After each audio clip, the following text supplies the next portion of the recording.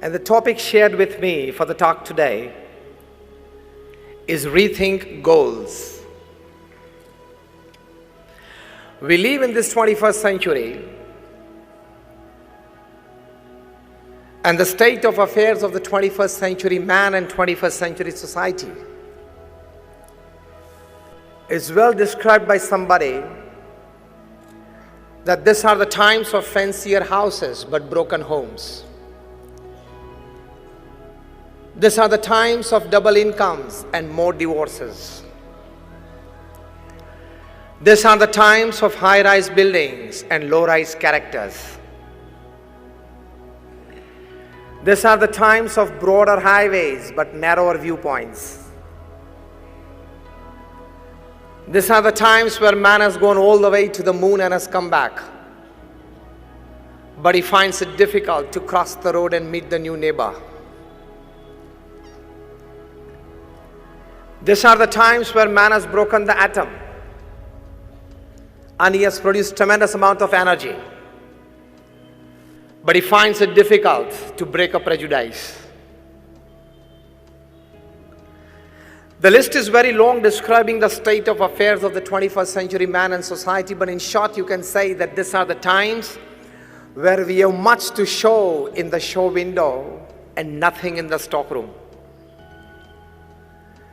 We live in this century, and as the theme of your conference, we are into the fourth industrial revolution. I myself am an engineer. I finished my engineering way back in 1991.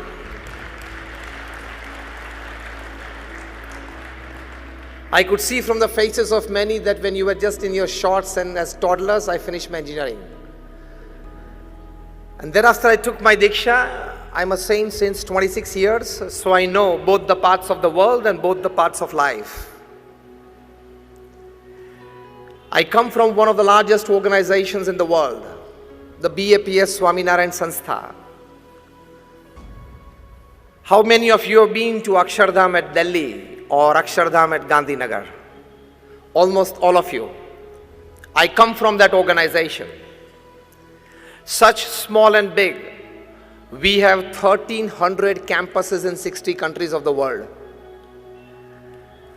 We have a permanent seat in the United Nations as an NGO.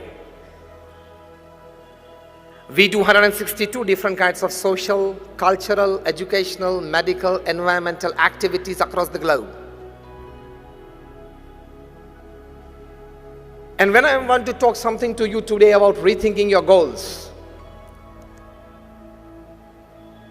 I've personally met and sat at least for half an hour with more than 25,000 families visiting their homes in more than 20 countries and 100 cities around the world.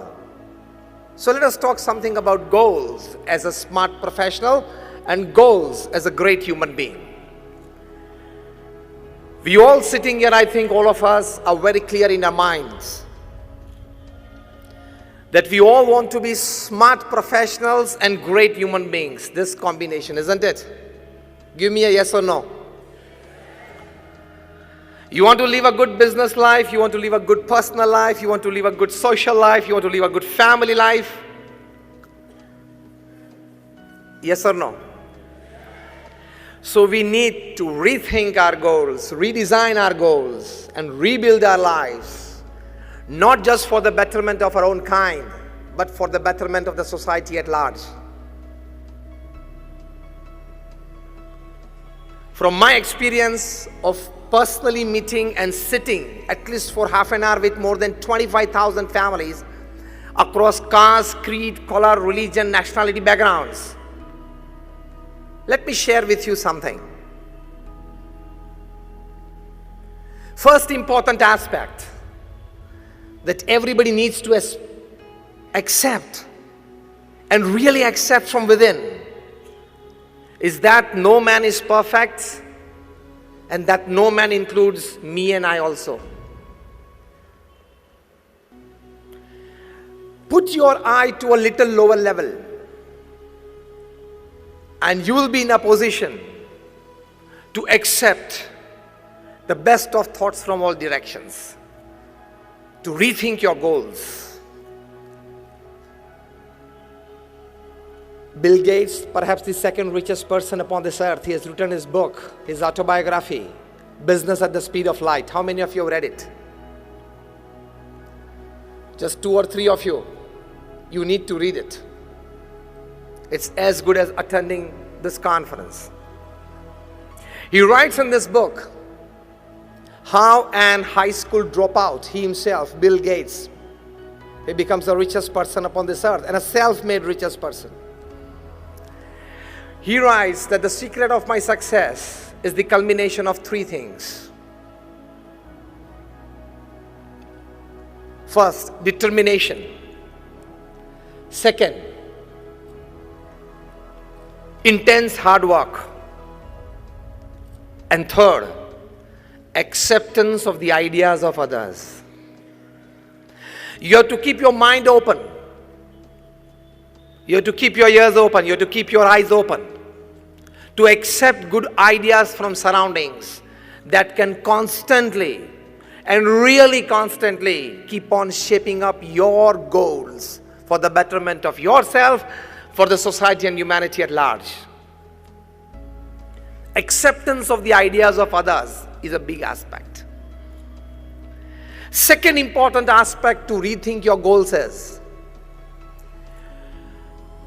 the biggest worry of the society today, and rather the biggest disease of the 21st century man, is that we have given too much power to money than it actually deserves. We all sitting here, we have given too much power to money that it decides our relationships, it decides our status, it decides everything in our life. Lesser the love for money, more clarity of goal will be in your minds. First, tell yourself that definitely I will earn big money, definitely I will use for a better purpose, but I will not have over attachment towards it, because it is the root cause of all miseries in life. From physical ailments to mental disorders to emotional instabilities, the principal cause is overlove for money. It is not helping you in any way, at least to redesign your goal of life. Just sit back at home today evening and make 2 lists. List number 1, things that money can buy and make you happy. And list number 2, things that money cannot buy and you still need it to be happy. Raise your hands if you can give me an answer. Things that money can buy to make you happy. I started a luxurious car. Now give me answers, a couple of you. A house. Just raise your hands if you want to. Things that money can buy to make you happy. Family? Traveling, okay? Nobody else from that corner. Comfort? क्या ज्यादा सोचा नहीं रखा इसके बारे में? रात दिन उसके पीछे तो दौड़ते हो. Things that money cannot buy to make you happy. I started. Happiness. Just raise your hands. Peace, love, health. Sorry? Good time with loved ones. I tell you with confidence and my experience of 26 years of speaking at national, international seminars and meeting n number of national, international personalities and reading more than 500 autobiographies and biographies in my life. Let me tell you, if there are 100 things that money can buy and make you happy, there are 1,000 things that money cannot buy and you still need it to be happy.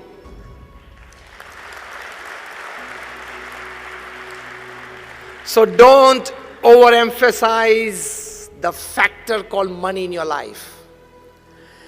That overlove for it, that power given by you to it, is not allowing you to redesign the actual and real goals of life. Money can buy you the best houses, it does not have the power to convert into a home. Money can buy you branded clothes and jewelry, it does not have the power to give you beauty and handsomeness. If money can buy you the best of health care, it does not have the power to give you good health. Otherwise, why would Aditya Birla, the chairman of the Aditya Birla Group, pass away because of cancer at the age of 51? Money can buy you a good health care, not health. Money can buy you good food every day. It does not have the power to give you digestion. Money can buy you good beds. Michael Jackson was sleeping on a bed of 94,000 USD. And still after taking 10 sleeping pills, he could not sleep for 2 hours. So money can buy you good beds. It cannot buy you sleep. So again, I put forward emphatically the statement that if money can buy you 100 things to make you happy, it does not have the power to buy you other 1,000 things which actually make you more happier. Decrease the power and influence of money on you and your life. Only then you will live a perfect human life. Again, I repeat, it is needed. Earn it well so that you can help the society well. But don't have overlove and infatuation for it.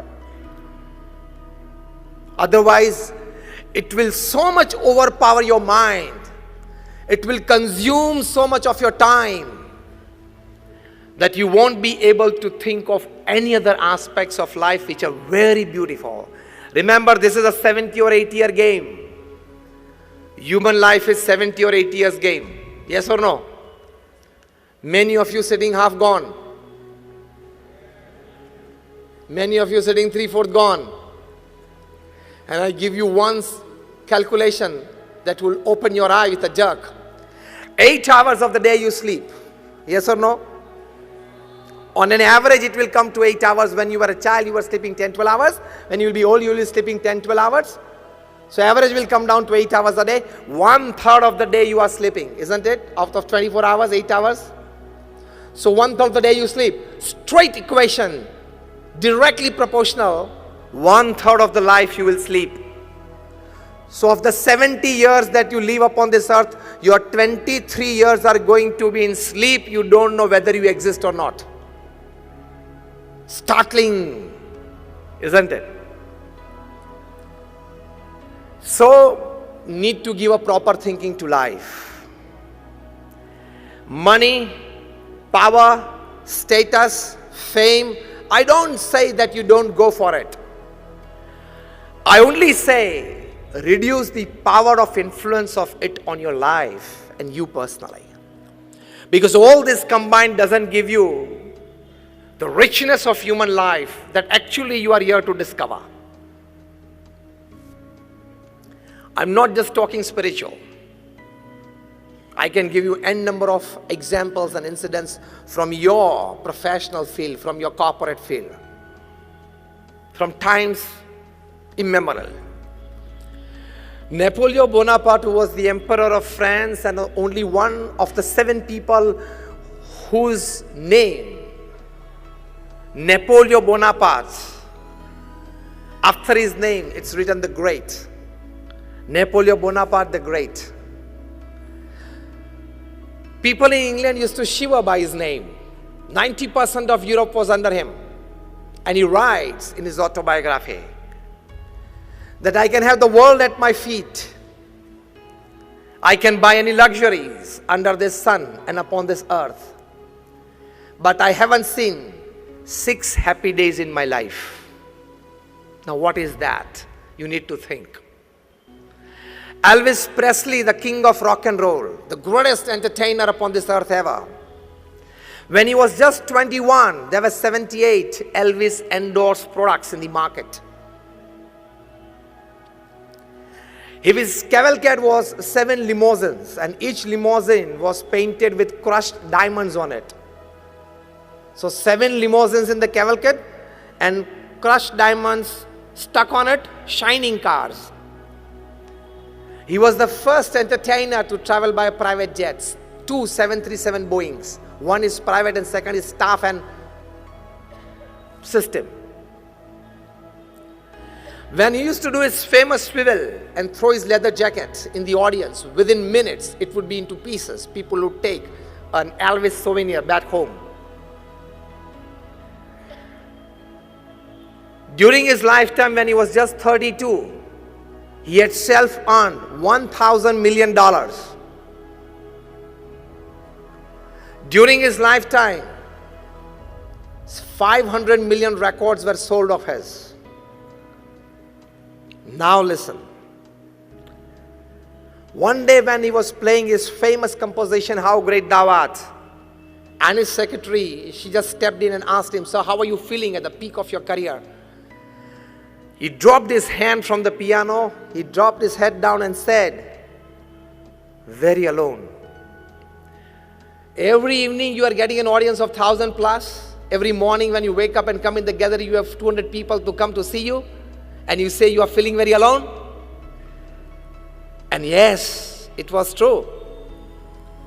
On 16th August 1977, at the age of 33, Elvis Presley took 40 sleeping pills at night and never woke up. He committed suicide. At the age of 33. Why, with everything that all of us crave for, he had to commit suicide? Not such one example. Why did Dharam Hinduja, the scion of the Hinduja family, at the age of 22 commit suicide? Did he have one Mercedes less? Was he asked not to have one more travel plan? You have to rethink, to redesign your life, rebuild your life. Money, fame, status is not everything in life. Again I say, you definitely go for it because it's a human endeavor, it's a human dignity.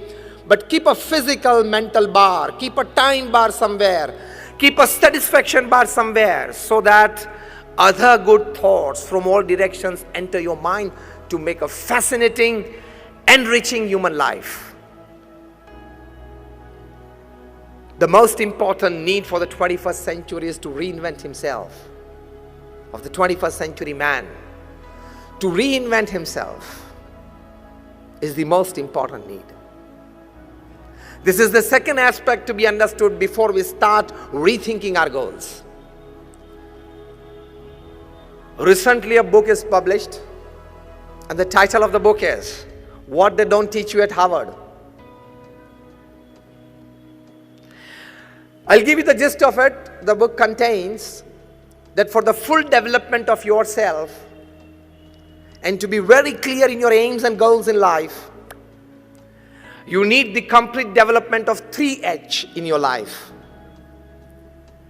First H is your hand. But when only the hand works, it is labor. Second H is your head. When the hand and the head, they work together, it becomes skill.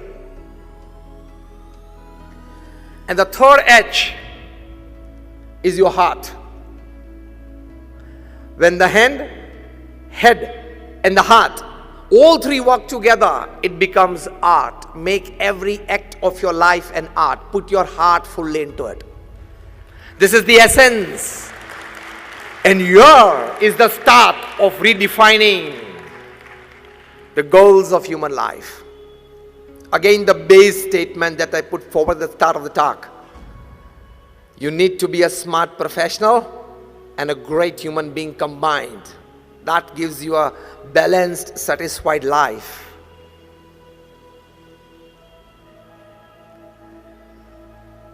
Ratan Tata, he was at a convocation day of a B school just about a couple of years back. And he told the fresh management graduates after all his experience in the corporate world of more than 60 years. He said that don't count your successes and don't count your luxuries by the amount of money that you have in your bank account, by the number of properties that you have accumulated, by the number of relationships that you have in your life, by your social networking skills. This is all not your wealth. He said, count your successes and luxuries of life by the number of lives that you have enriched of people with you during the course of your journey of life. How many of lives you have enriched by yourself? This is the start of the real thinking of the meaning of the topic, that is rethinking your goals.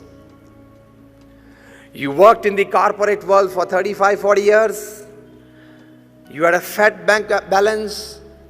You had good properties, good family, good social relationships, everything fine. All credits to you for your good earnings in all aspects of life. But how many lives did you enrich? How many lives did you better of people around you? That is the aim of human living. I've come to you today as I'm given this topic to share something. I don't charge anything for my talks. I've been talking since 26 years at national, international seminars. I don't charge a single paise for my talks. Am I right? The organizers somewhere. This is my selfless social service, giving and caring for the society. And it gives me immense pleasure. It gives me immense pleasure to share and care for the society. So rethinking goals, first important positive aspect is ask yourself every day in the evening, at the end of your day, did I do something to enrich a life of someone around me? From a small smile to a big help, did you enrich something? Did you enrich your life? Did you enrich an environment? Otherwise, अपने लिए तो पशु भी जीवन जीते for their own self-interest. Even the animals, they live upon this earth. If you live only for your growth, for your betterment, for your luxuries, entertainment in life, it is nothing more than a dog life, donkey life, and cat life. It is not a human life.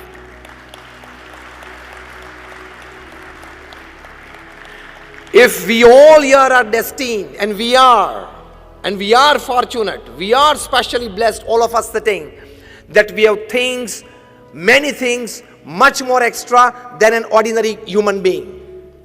Isn't it? In all ways of life.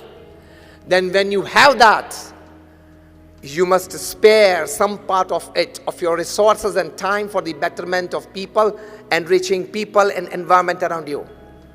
In terms of values, in terms of services, in terms of health, in terms of growth. Because when I talk to corporates and professionals, I tell them that the amount of money that you have in your bank account when you die is the extra work you did, you shouldn't have done. You should have spent that time doing some good activity for the upliftment of society. This is the first aspect. Again, the big disease of the 21st century is that we give overemphasis to mind and lesser emphasis to heart. We talk of IQs. Now it is an old dated talk. In the 90s it was talked about the IQs. At the turn of the millennium, they started a new quotient, and that is called the emotional quotient. From IQ, it shifted to EQ. Paradigm shift. Emotional quotient. Your IQ is, you think rationally, you talk purposefully, you act meaningfully, and you deal very effectively with the situation. That is your IQ. They say good IQs make good team heads. You can lead a good team. More than IQ is your EQ, emotional quotient. It's all about having empathy for others, where you know and you consider before taking a decision your own emotions and the emotions of the person. before you jump to a conclusion. It is like knowing the whole picture before you jump to a conclusion. That is called your emotional quotient. And they say, the top management gurus, you read them, Jim Collins, Stephen Covey, Anthony Robbins, Ken Blanchard, Robin Smith, they all have come to recognize, accept, and propagate that those with higher EQs, they become leaders, not just team heads.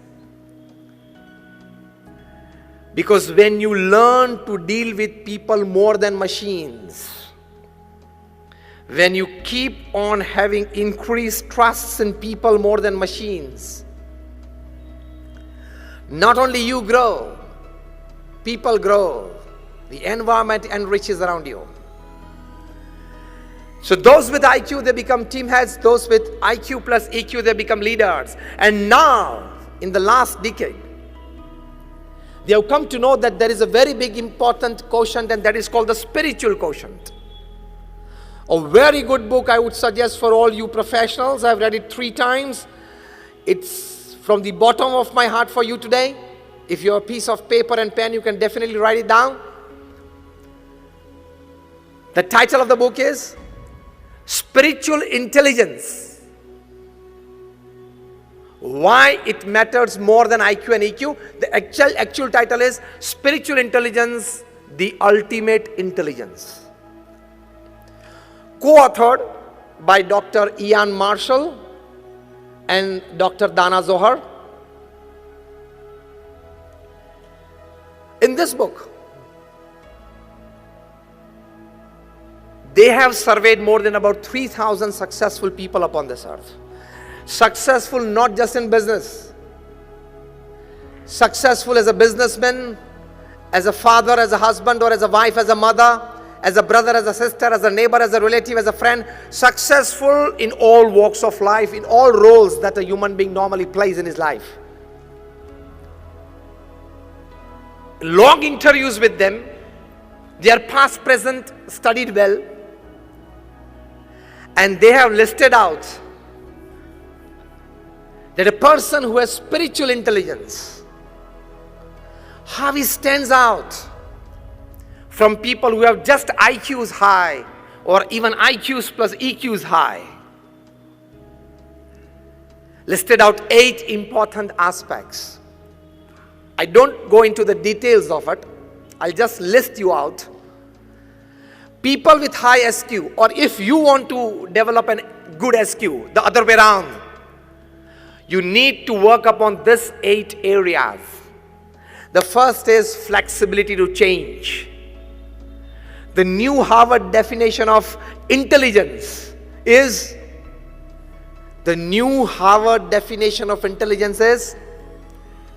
the more quicker you can adapt yourself to a change, you are intelligent. Many of us, we have mathematical intelligence, we are good at numbers, engineering, softwares. Many of them, we have concrete intelligence, we can deal with machines well. Many of us have social intelligence, we can interact with people well. But the best intelligence is flexibility to change. He survives. Second spiritual intelligence aspect is self-awareness. What am I? Where am I? What I'm supposed to do? What I'm talking? What I'm looking at? What I need to talk? Who are the people around me? Absolute self-aware person. He never makes a private or a public mistake. That is spiritual intelligence. Third, an ability to face and use suffering of life. Any suffering in your life, personal life, professional life, social or family life, that is part and parcel of life, isn't it? Because life is a package deal. As you give packages to your employees, life is a package deal from God. As your employees, they like 70% of your package deal and 30% is a compulsion. Even for you people. Your higher-ups giving you a good deal, 70% you like it and 30% is a compulsion. You don't like it, still you are supposed and forced to do it if you want to enjoy that 70%. In the same way, life is a packet deal. It has its pluses and minuses. So, if you have or you develop a capacity to face your suffering with a smiling face and then use your suffering for your elevation. Now, this is something very important that I'm telling you. You should develop a neck. Some people have that neck to use their suffering for their own elevation. The top guy in the country, the top gentleman in the country has this neck. Anything thrown at him, he can use it and convert it into a giant vote bank. That is a neck. Anything thrown at him, he can convert it into in your corporate language, a big business, in his language, a big vote bank. That is a neck. An ability to face and use suffering. Fourth, an ability to be inspired by vision. You see something. Actually, we always see. We don't observe much. Here the word see is observe. You see something and you are inspired by it. The fifth aspect of spiritual intelligence is to see connection between diverse things. Diagonally opposite happenings, and you see a connection between them. That is very crucial to you solving problems at your workplace. The sixth aspect of spiritual intelligence is an ability to cause as little harm as possible to people and surroundings. How can I be more helpful? The seventh aspect is to ask and probe fundamental questions. Why, when, what, why, how, before you give in. And the last and the eighth aspect of spiritual intelligence is an ability to think and work against a convention.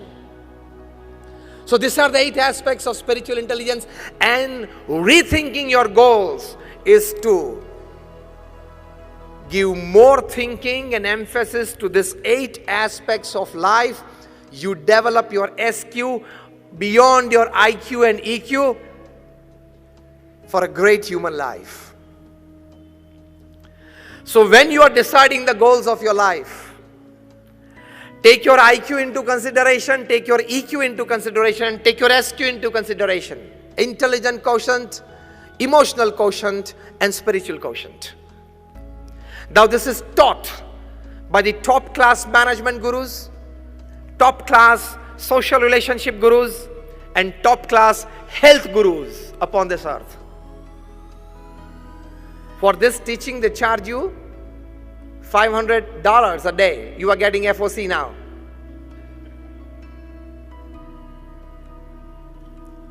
Rethinking your goals in the intelligence sector.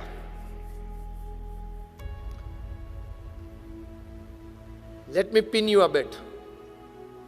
You all will get a chance. You already got a chance many times, and you will get in future for a shortcut to rise, for an unethical path to rise. If you go for it, you will have easy and quick buck at the end of the day. But one day you can be a big loser. Never ever adopt unethical practices to grow. This is the most urgent need for a working man today in the world. You remain wedded to ethical principles at your workplace, in your personal life. The growth may initially, you may find it slow, but it would be concrete with deep foundation. Nobody with unethical practices, if at all he has grown, he has stayed there, okay? Because I emphatically put forward a statement when talking to the corporate world. I tell them that your intelligence, your academics, your talents, your experience, your backgrounds, your platforms, your support systems can open any gate for you, but only your character can keep that gate open. You lose out on that, and you are anybody. Whoever you are, whatever you are, wherever you are, you can become zero from hero within seconds. Even if the name of your company is Satyam and you go for Asatya practices. A guy of 8,000 crores, 7 years rigorous imprisonment. Even if you are the king of the skies and you go for unethical practices, you have to leave India without an Indian passport. The guy is being brought back, already ordered by the UK court. When he comes and opens his mouth, he will put many people in trouble. Things will come, times will come. Even if you are the Sahara of thousands of families, you can still lie Be-Sahara in Tihar for 4 years.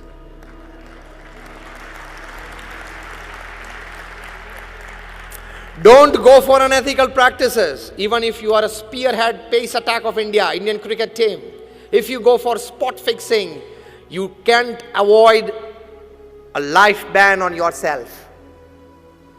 You are getting me right? Yes or no? So don't tell yourself 20 years of corporate experience, CEO of a 500 crore company, I am untouchable. Never think that, okay? Never tell yourself holding your handset in your hand and 500 big contacts, 15 ministers, 10 MLAs, 20 MPs, 50 corporate honkos. Nothing can happen to me. I can call at midnight anybody and these people are at my help. Situations will come in your life and you go for unethical practices and caught. None of this list your phone will go through. It can land you in jail. So remain wedded to ethical practices. Rethink your goals.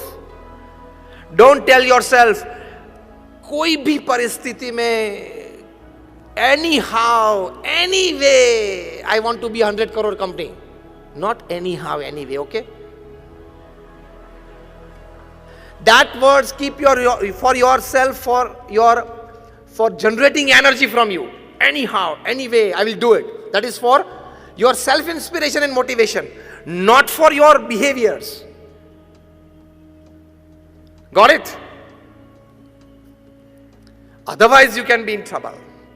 So even if the best IQ, whatever intelligence you possess, in short, even if you are the chairman of the Madhya Pradesh Electricity Board, because we are sitting here in Indore, even if you are the chairman or even if you are the power minister, I can tell you one line.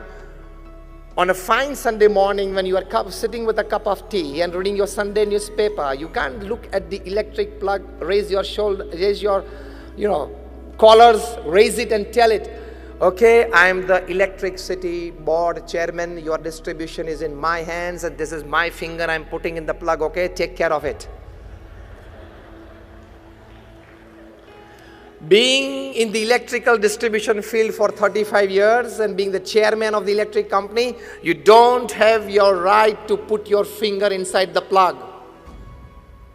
What happens even if you are the chairman? चिपका देगी, मर जाओगे.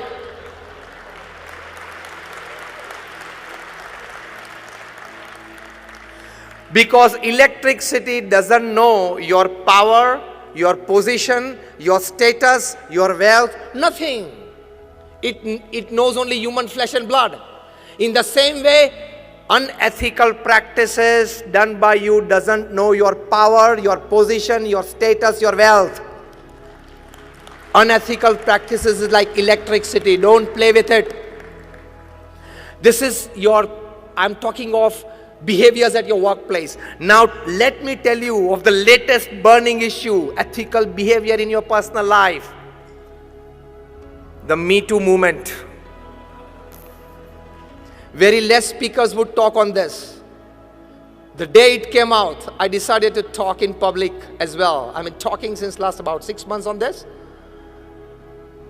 Remain very ethically wedded to your personal character as well. This is more powerful than unethical practices at workplace. It can ruin you. It can ruin your career. It can ruin your family. All your goals thought in your teenage, young age, and the start of your professional career will go all in vain within seconds.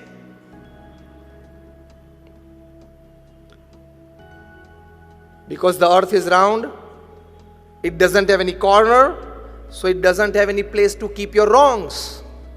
We all study science, isn't it? In our high school, I think in physics, we had a force called the Buoyant force.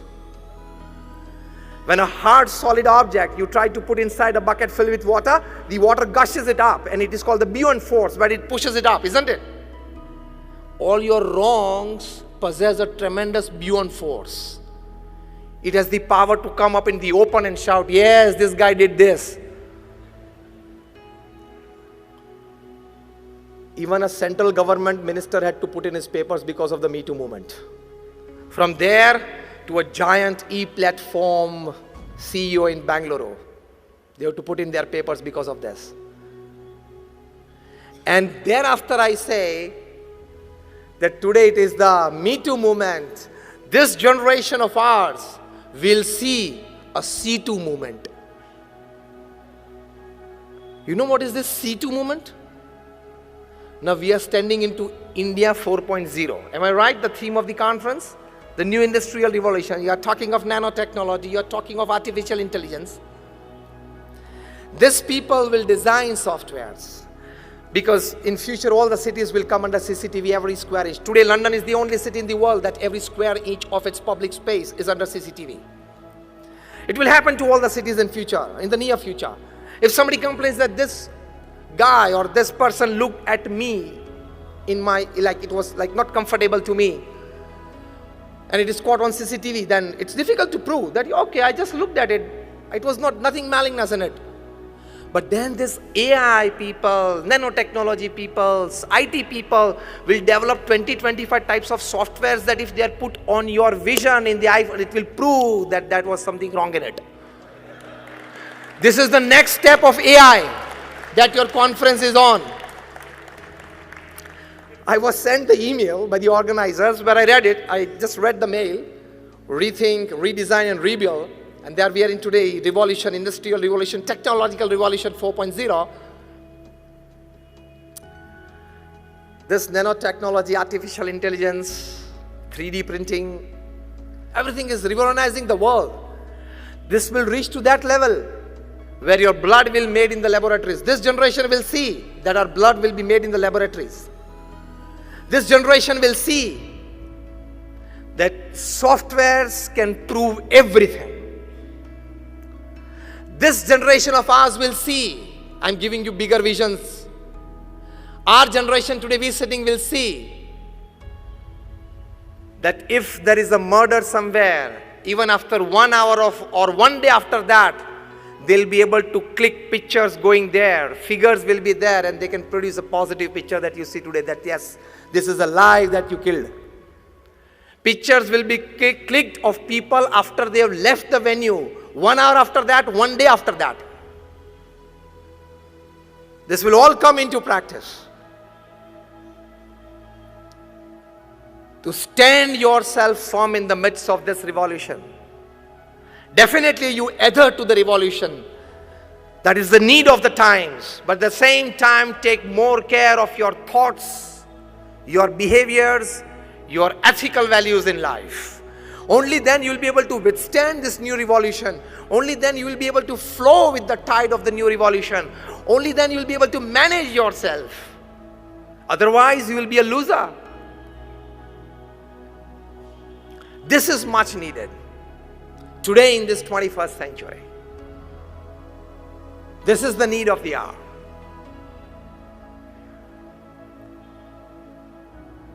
So this is India 4.0. Added value to it is what I'm talking to you. Added enhancement to it. This is what I'm talking to you. If you decide to grow, basically there is a misconception among us. You increase the turnover of your company, and people also tell you, you also start feeling that I have started becoming successful. Isn't it? Yes or no? No. There is a big difference between growth, progress, and success.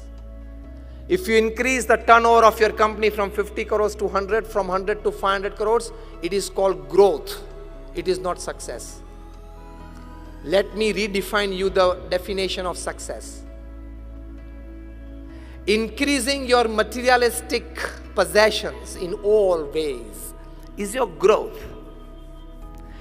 That growth, if it is aided by ethics, ethic means discipline, means honesty, means norms, it is called progress. So growth plus ethics is progress. And that progress plus humanity, morality and spirituality is called success. So again I tell you, your turnover increased from 100 to 500 crores, you are not successful, you have just grown.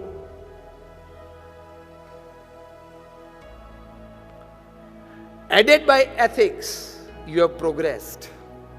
Aided by moralities and spirituality in life, it's called success. Because even after having $100 million in your bank account and you are not happy from within, you have just grown, you have not been successful. Successful word itself includes stability, happiness and peace along with all types of your growth and progress. Now rethink your goals. You just want to grow or be progressive or want to be successful? So now according to this definition, just raise your hands. How many of you want to be successful? That's fine, all of you. Be clear in your thinking. There is this difference between growth, progress, and success. Be very clear about it. Only then you will be able to rethink your goals and redesign your path to rebuild yourself. Let me talk to you about a person whom I have seen so closely for 30 years, observed every act of his life, very closely saw every deed of his life. Pramukh Swami Maharaj, the creator of Akshardham, which you have all been to. In his life, during his lifetime, the intense hard work that he did selflessly for the upliftment of people in all walks of life. He traveled to 18,000 villages in 60 countries of the world, selflessly to uplift people, to de-addict them, to culture them, to tell them that you must send your kids to school into deep Adivasi, SC, ST areas of the country and elsewhere. People used to write him for their personal family issues. Such more than 7.5 lakh letters he read and answered in his lifetime at an unbelievable average of reading and answering more than 70 letters a day without a Sunday for 45 years. Not just blessings, a clear cut, do this or not. If you go back Monday morning to your office, anywhere where you come from all over the country, and you open your mailbox and you find like about 15 mails, 20 mails to answer before lunchtime, what would you feel? My goodness, first half gone. Pramukh Swami Maharaj answered 70 letters a day without a Sunday for 45 years. He met more than 500 people a day, personal audience to them, listening to their issues and guiding them well. He has been to Akshardham, such 1,300 campuses he single-handedly built and administered in 60 countries of the world. You all sitting here, you are handling one house, one family, one office, that is a manufacturing unit, one manufacturing unit, maybe a trustee or a patron somewhere in a couple of institutes, and by the end of the day, by the evening, you go mad. Isn't it? He single-handedly erected and administered well more than 100 hospitals, schools, hostels and colleges. You go on number 8 National Highway from Abu to Mumbai, every 50 kilometers you will find our institute. He personally visited more than 3.5 lakh homes, offices, shops and factories. Imagine. And I tell you, when it comes to NGO working, corporate working is easier than NGO working. If you are going in an NGO to this class, because in your corporate world, the system of working and relationship is pay and smile.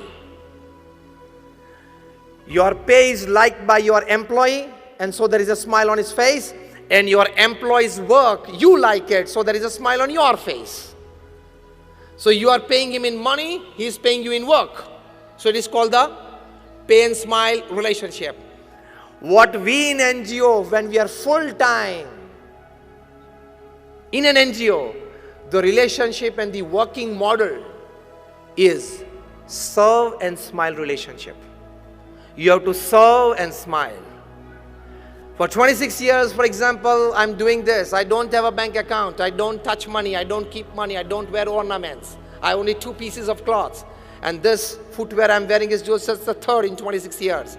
But can you see a little lesser ounce of happiness on my face than yours? Serve and smile relationship, you enjoy much better. But when you are guiding a huge institute of the class of the BAPS organization that I come from, where you have to take care of people's emotions, of their wishes, of their likings. In your corporate world, you have to take care of this, but on a very little lesser way. If you don't like, you can hire and fire. Here it is not that. So guiding a huge NGO is more difficult than guiding a huge corporate. There Pramukh Swami Maharaj was extremely successful. He initiated more than 1100 saints like me. How many of you have 5 people in your office? Let me ask you a very blank question on your face. How many of you sitting here have at least 5 people in your office who have been working with you since more than 20 years? Not more than 10 hands raised. So here comes the importance of serve and smile relationship. Of the 1100 saints that we are in the organization, more than 750 of them are graduates, postgraduates, chartered accountants, doctors and engineers. Out of them, more than 150 of them are born American and British citizens. Out of them, more than about 50 of our saints are graduates, postgraduates from Carnegie Mellon, Yale, Keelung, Harvard, Oxford, Stanford. Many of our saints have left aside $100,000, $200,000 of job. So Pramukh Swami Maharaj was successful in initiating young cultured mind into mainstream social service, mainstream spirituality. There is a huge success.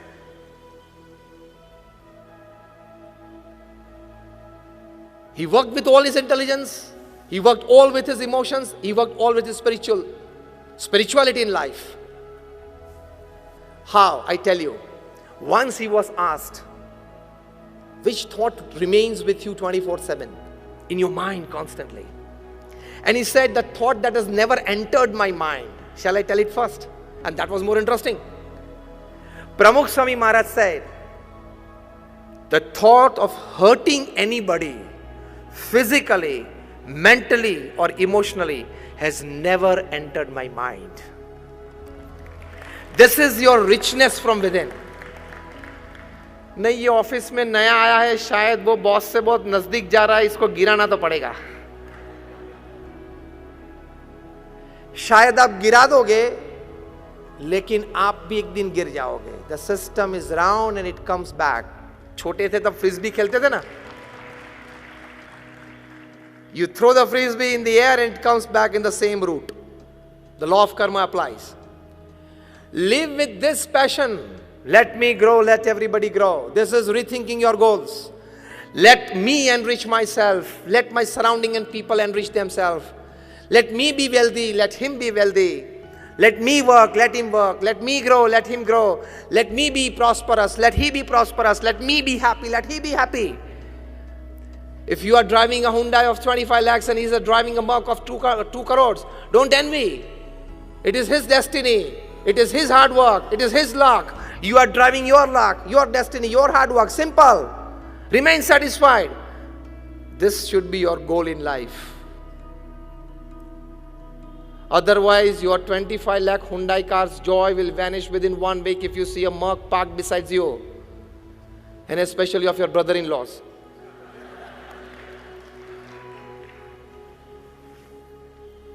Rethinking your goals is this. Materialistic possessions are not everything in life. Life is much beyond that.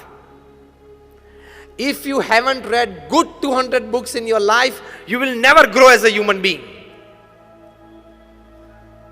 But you don't want to read it because you feel that everything is on the screen, on my mobile, on my iPad. I'm not against it. I also use a mobile, I use a laptop, I have an iPad, I have a full-time office. You need to get to the people, you need to get to work. But don't become a slave of it. Today in this India 4.0, when you have your theme, rethink, redesign, rebuild, let me tell you, be tech savvy, but don't be tech slavey. You got this? Be tech savvy. I'm also tech savvy. To make your work better, but don't be tech slavey. Don't open your mobiles and keep it on till 11 p.m. and 12 midnight, which you normally do. Tell me a good yes or no. You do it. Why? Because I think you owe all the responsibilities of your profession, isn't it? Do you think that you know too much about 2G, 3G, 4G, the call scam and everything? That someday at 11:30 p.m. you may get a call from the PMO to make you a member of the Joint Parliamentary Committee and you don't accept that phone because you have gone to sleep, and then it's a big non-service to the country. Are you expecting a call from Narendra Modi at 11:30 p.m. so you are keeping your phone on? These gadgets are made to serve you. The reverse has happened. We have become the slaves of these gadgets. For no reason, consciously or unconsciously, every third minute your hand touches the mobile. If it doesn't touch, you become discharged. Knowingly or unknowingly, you have to touch something. And every third minute you get your mobile out from your pocket. Is there something? Then are you a celebrity? That every third minute you have to check your social media, your Instagram, how many followers, your FB. Somebody asked me, Swami, are you on Facebook? I said, no, I face the book.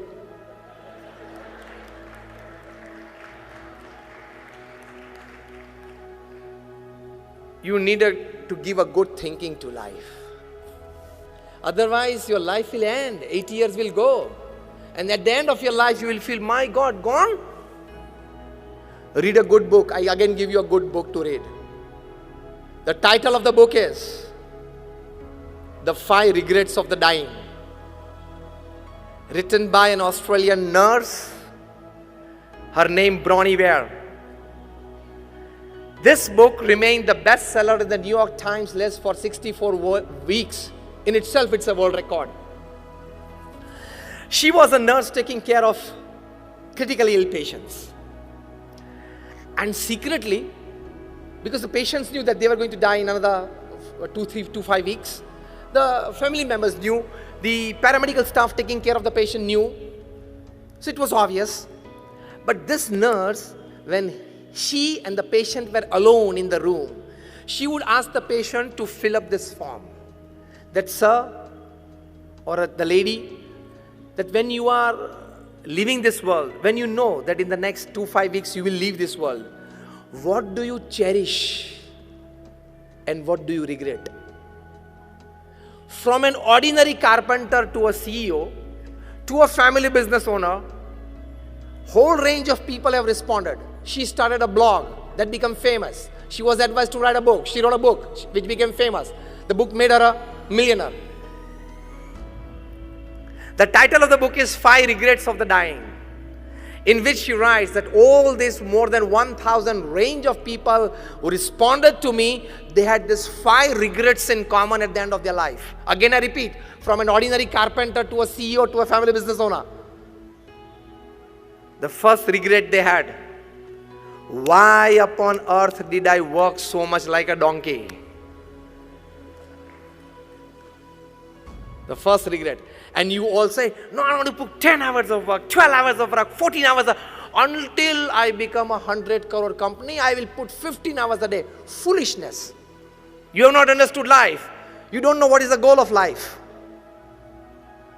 Mukesh Ambani is not drinking curry in the evening made up of liquid gold, okay?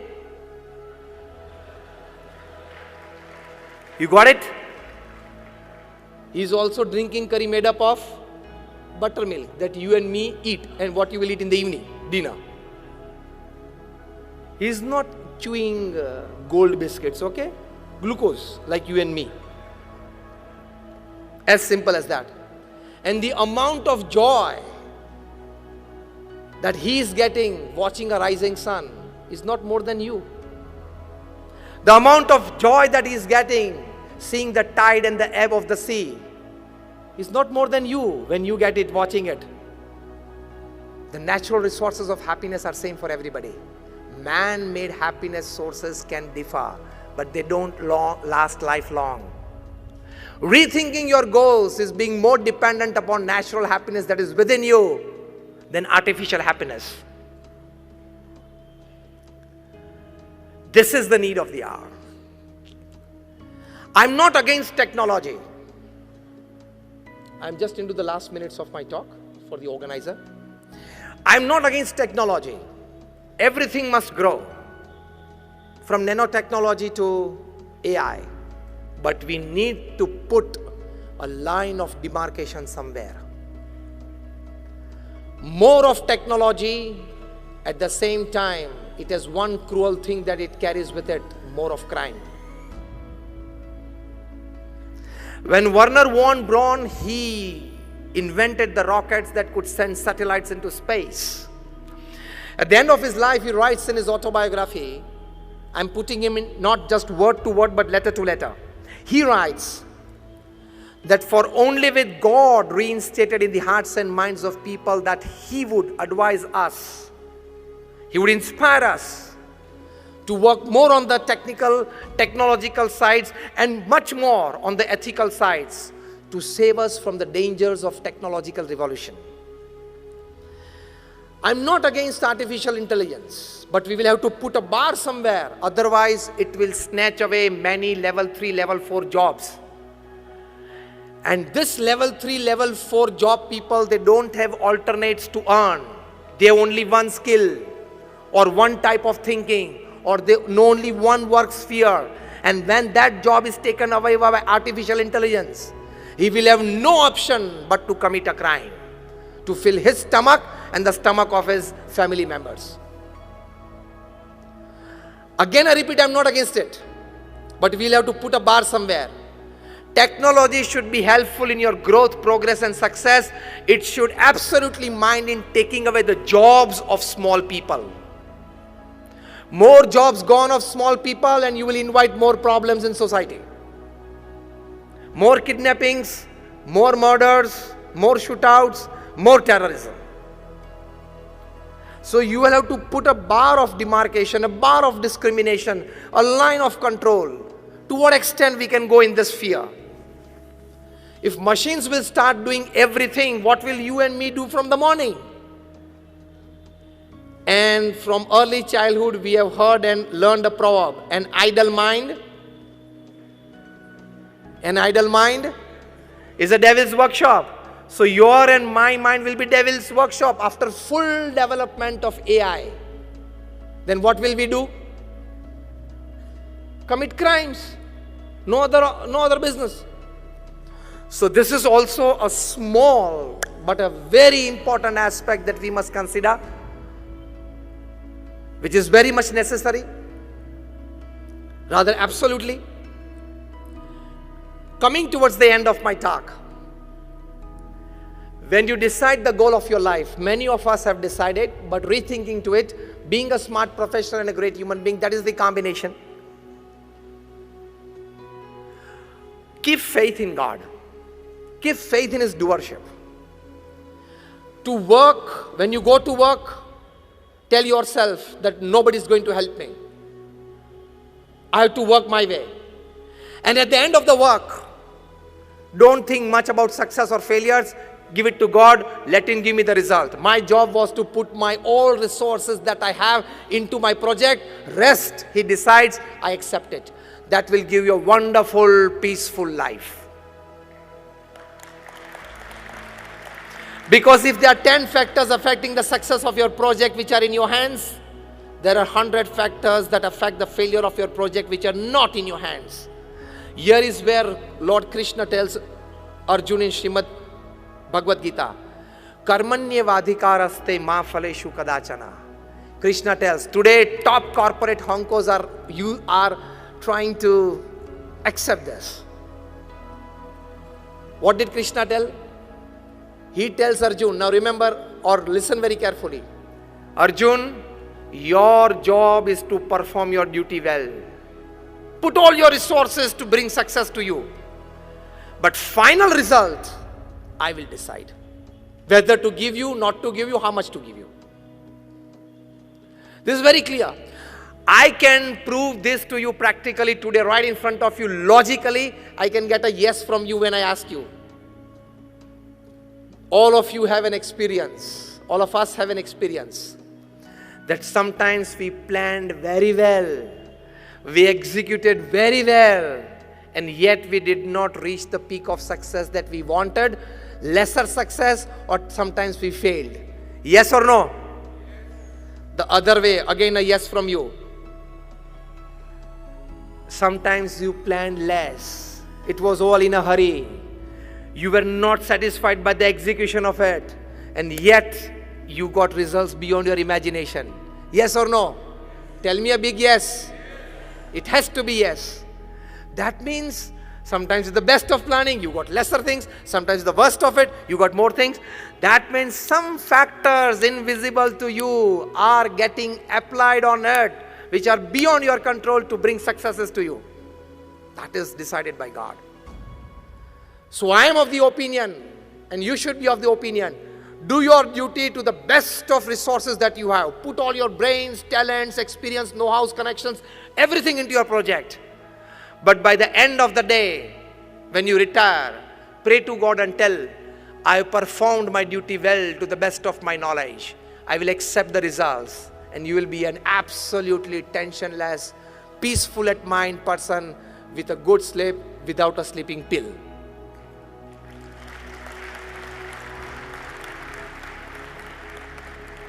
This is how Pramukh Swami Maharaj worked. When Nattubai Patel, the general manager of the Alicor Engineering Company, he asked Pramukh Swami, I've seen you in all the activities of the day. Because to lead such a huge organization, he was the president for 65 years. I've never seen a wrinkle of tension, of depression, of tiredness, of agony ever on your face. How? Pramukh Swami said, in the morning we pray to God and accept all the work of the day that I have to do. Make a list of it. I do it till the end of the day to the best of my knowledge and resources. In the evening, I give it back to God that I did in the best of my capacities. Now whatever results you decide, I will accept it. Tension comes and your goals break and you are not able to give a good thinking to life because this goal I have set up with all my thinking, all my meetings, all my planning, all my executions. Why did it not happen? This is the problem with you all. But accept it. Just ask yourself, did I put all my resources into it? Yes. Then don't worry. Things that you can change, change it and be happy. Things that you cannot change, accept it but be happy. This is the thinking of goal of your life. Things that you can change, well within your control, change it. But things which are not in your control, you can't change it, then accept it. There are only two things, either change or either accept. But you are of the mindset, see, I am an MBA from London School of Economics. I am being told by my professors that you can do anything you think. You can carry out any project successfully that you design. Why is this not happening? That professor teaching you at LSE is all theory and now this is practical. You can't learn horse riding in library and go on the horse on the first day without a trainer. But our mindset is such that when I have all the capabilities, it must happen. Am I touching the point exactly in your mind? Our mindset today in the corporate world is, when something is in my mind, when I am deciding to do, when I have resources, when I am working hard, it must happen. This is wrong. Absolutely wrong. Go for a big try, but accept at the end of the day to remain stable, to maintain the emotional equilibrium. But then we want to poke our nose everywhere. We are so intelligent that we have knowledge of all the fields. If Virat Kohli goes out cheaply in 5 runs, you have a comment on him. The ball was pitched outside the off stump. It was an outswing away from the stumps. Why did Virat Kohli go away from his body to slash it? Definitely it gets an outer edge. He gets caught in the sleep. खेलना ही नहीं आता उसको. वाह. I don't say you are wrong in this comment, but you are not at all eligible for this comment. Because you don't know what is facing 95 miles per hour deliveries. हम लोग सब cricket खेल रहे हैं. बचपन में we all played cricket, but it was gully cricket, drawing stumps on somebody's walls with a coal. And you are commenting about him. You know what is 95, 98 miles per hour deliveries, and they cut on both the sides 2 feet after pitching. Virat Kohli or anybody, any batsman, he has 40th part of a second to judge what to do with this. They don't have big times like you to sit in offices for 2 hours of meetings that you decide a project, what to do with this.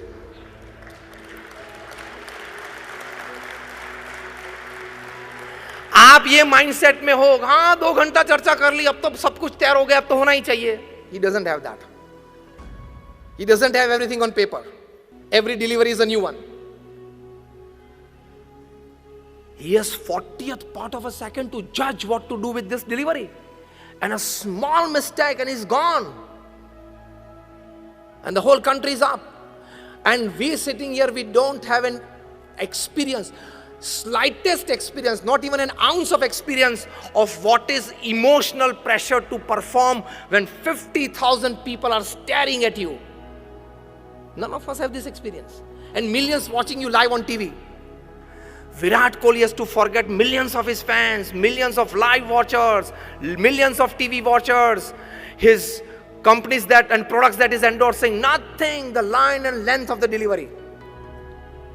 When I talk to students, I tell them the amount of energy that Virat Kohli uses in one day, if he plays the whole day in his concentration, is the amount of energy that a 12th standard student uses in last 3 months of his preparation of exam. Tremendous energy and concentration. And you start commenting about him. Rethinking of your goals. Remain restricted to yourself. Go deep in your field. Have superficial information about things so that you may be in the society. Go deep in your field and enjoy your life.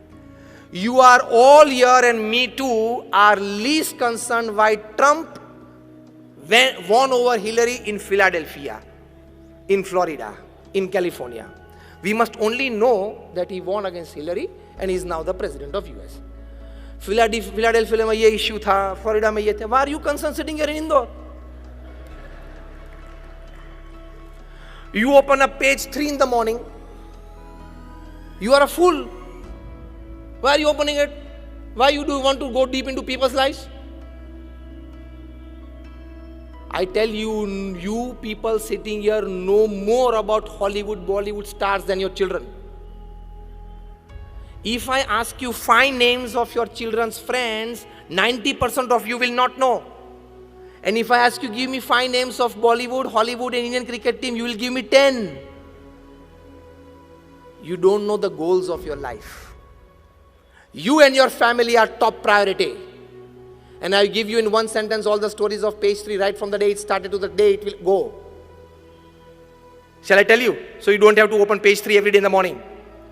Every morning 2 people come together, and every evening 2 people who had come together yesterday, they parted. This is page 3 story. Every morning 2 people come together. an actor and an actress. And every evening, those two who came together yesterday, they parted. These are stories of page 3. Why are you putting yourself into that gossip? And then you pick up the phone and tell your friend, pata chala tere ko usko ye ho gaya. You are a fool.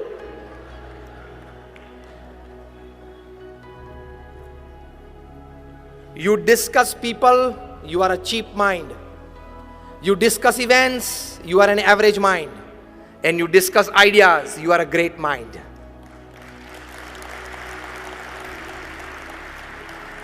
Now check your category. Now check your category, which type of mind you are by the type of the discussions and the activity that you do. Faith in God is stabilizing yourself by your thought processes. Faith in God, now experimentally it is proved. Recently by the University of Pennsylvania, University of Philadelphia, I can give you the names, Dr. Andrew Newberg, Dr. H.G. Coing, they did a wonderful survey. 4,000 people called from all over the United States, across caste, creed, religion, nationality, backgrounds. They were made to sit in Indian postures and do 12 minutes of chanting the holy name of God in whichever form of God that they believed in. Before that, their MRIs and mind mappings were done by special psychoneuro softwares.